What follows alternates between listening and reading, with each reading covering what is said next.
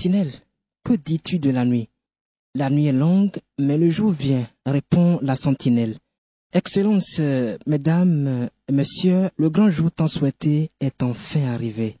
Notre pays, le Togo, qui depuis 1884 a été successivement protectorat allemand, condominium franco-britannique, territoire sous tutelle de la France, retrouve en ce jour du 27 avril 1960 sa liberté d'antan.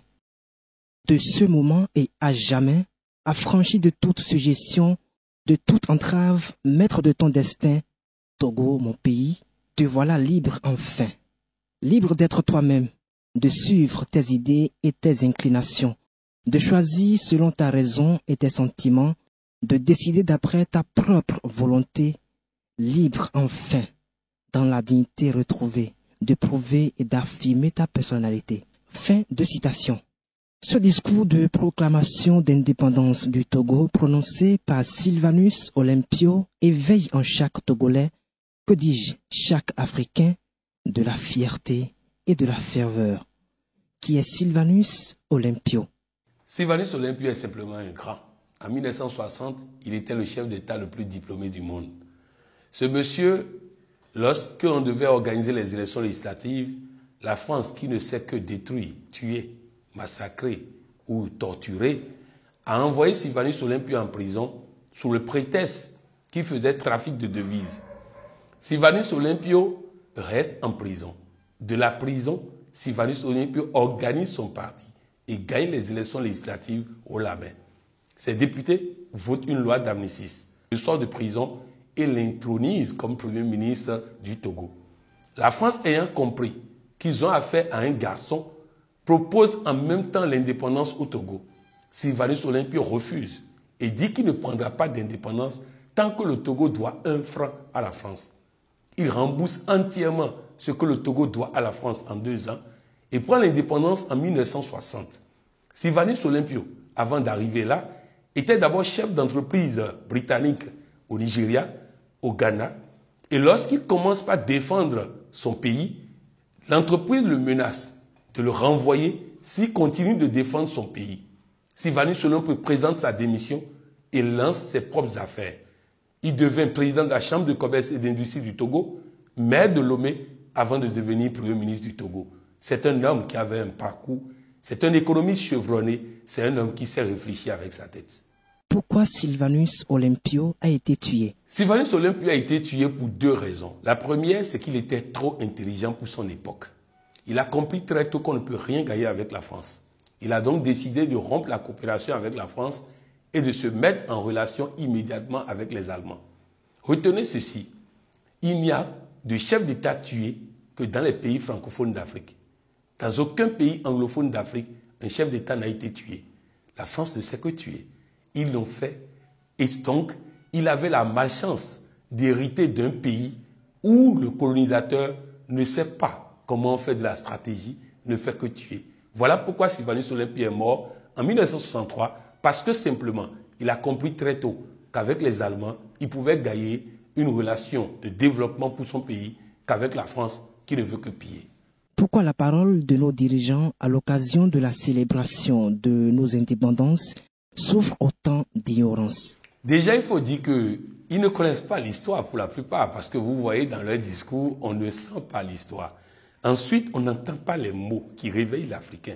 On n'entend pas fierté, on n'entend pas liberté, on n'entend pas indépendance, on n'entend pas programme. On entend une litanie de « on a construit des classes, on a fait ceci, mieux ». On n'entend jamais « je présente mes excuses au peuple pour toutes les erreurs ». Le discours des chefs d'État africains est un discours qui n'est pas conçu. Barack Obama, pour son investiture, a dépensé 600 milliards de francs CFA pour élaborer un discours de 20 minutes. Avant le discours, les Américains ne croyaient plus en leur avenir. Après le discours, les Américains croyaient en leur avenir. C'est un investissement. Un discours de chef d'État ne peut pas être écrit sans qu'on ne lise les discours des chefs d'État qui l'ont précédé. Un discours de chef d'État ne peut pas être écrit sans qu'on ne lise l'histoire du panafricanisme. Comment on en est arrivé aux indépendances? Lorsque Marcus Garvey de sa tombe, lorsque Kwame Nkrumah de sa tombe écoute les discours des chefs d'État, ils sont déçus. Déçus de voir qu'on ne parle plus de liberté, qu'on ne parle plus de fierté, qu'on ne parle plus de patriotisme, qu'on ne parle plus de nationalisme, qu'on ne parle plus de développement de l'Afrique, qu'on ne parle plus de toutes ces valeurs qui nous ont conduits à l'indépendance.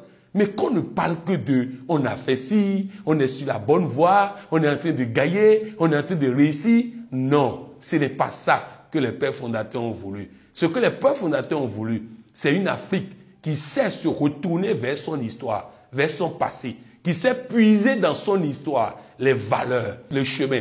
Lorsque Barack Obama faisait son discours d'investiture, il disait ceci à son peuple. Je ne sais pas quand est-ce qu'on va s'en sortir. Je ne sais pas comment on va s'en sortir. Mais je sais une chose, on va s'en sortir. Parce que la solution pour s'en sortir se trouve dans notre histoire, dans le chemin tracé par nos pères fondateurs qui ont tracé le chemin. L'Afrique doit se réconcilier avec son passé pour se développer. Et les chefs d'État sont obligés de commencer par écrire des discours qui parlent de l'Afrique et non qui parlent d'eux. Que faire? Ce qu'il faut faire, c'est déjà commencer par faire de la communication, du plaidoyer, du lobbying pour aider nos dirigeants. Et non seulement nos dirigeants, mais les dirigeants à venir, les dirigeants de demain. Il faut reprendre le combat du panafricanisme. Nous avons la malchance aujourd'hui d'avoir une Afrique qui a très peu de chefs d'État panafricanistes. C'est vrai que le Ghana vient d'hériter d'un panafricaniste convaincu qui vient de prendre une litanie de décisions. Première décision, renvoi du Fonds monétaire international. Deuxième décision, refus de toute aide au développement. Et tout ça a contribué à ce que le Ghana soit plus crédible auprès des financiers dans le monde. Bref, je crois qu'il faut le retour des pères fondateurs ou l'émancipation des chefs d'État africains du joug colonial afin de prendre leur liberté pour incarner ce que les pères fondateurs ont voulu. Je vais vous dire ceci.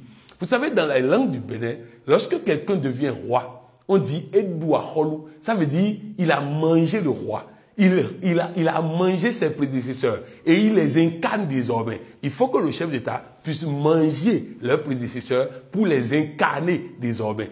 S'ils arrivent à les incarner, à les représenter, à faire en sorte qu'on retrouve à travers leurs propos la fierté des pères fondateurs, je crois qu'on aurait gagné beaucoup de choses. Il faut que nos chefs d'État retournent à l'école de l'histoire de l'Afrique. Un secret de Sylvanus Olympio pour booster la vie des Africains. Le secret de Sylvanus Olympio, je vais vous dire simplement que c'est un homme qui a compris très tôt que lorsqu'on sait, on est plus fort. Lorsqu'on en connaît, on est plus fort. Il est allé à l'école des Blancs pour les connaître, afin de les avoir, afin de les dribbler, afin de les vaincre. Je crois que nous devons donner de la priorité au savoir. Lorsque j'ai des difficultés, au lieu de dire que c'est pas possible de changer les choses et d'avancer, je dois simplement faire en sorte de chercher qu'est-ce que je ne connais pas qui fait que je vis cette difficulté. Il n'y a pas de difficulté lorsque nous sommes dans la démarche d'étudier la difficulté et de sortir de la difficulté la solution idoine pour ça. Il n'y a de problème que parce qu'il y a une question qui n'a pas encore trouvé de réponse. C'est ce que Sylvanus Olympio a compris et c'est ce qu'il a fait tout le temps. Il a toujours appris et il a légué ça à ses enfants qui sont de grands diplômés et qui ont réussi dans leur vie.